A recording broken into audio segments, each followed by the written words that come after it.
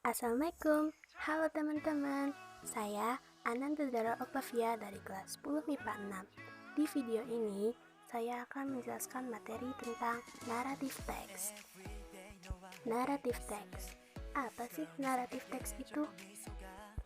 A narrative text is an imaginative story to entertain people. Naratif teks adalah cerita imajinatif yang bertujuan untuk menghibur orang. Naratif teks dibagi menjadi 5 macam loh.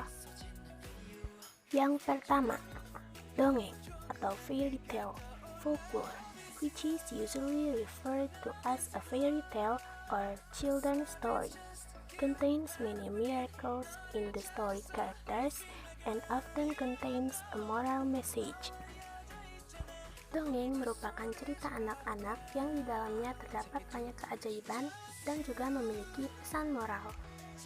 Yang kedua, yaitu cerita rakyat atau folk tale, story that is told from generation to generation so that it becomes part of the tradition of a society.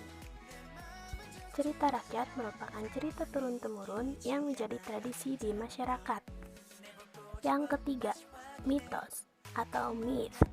This mythical story is widely circulated in the community and is generally considered a factual story, yaitu cerita mitos yang menyebar luas di masyarakat dan dianggap sebagai kisah nyata.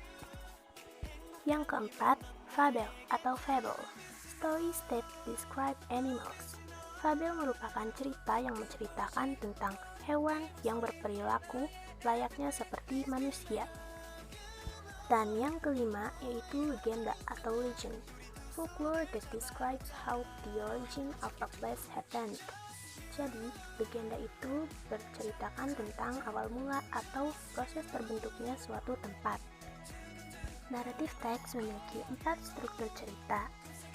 Yang pertama, orientation or commonly called the introduction, contains about who, the characters, when, and where a story is set. Yang kedua, complication, tells the beginning of the problem that causes the peak of the problem, or what is commonly called the climax.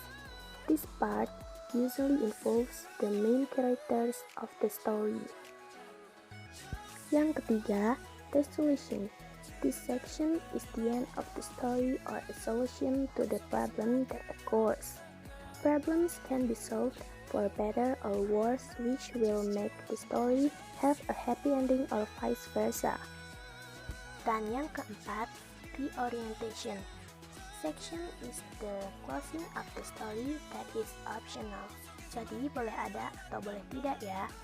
Reorientation can contain moral lessons, suggestions, and or teaching from the author.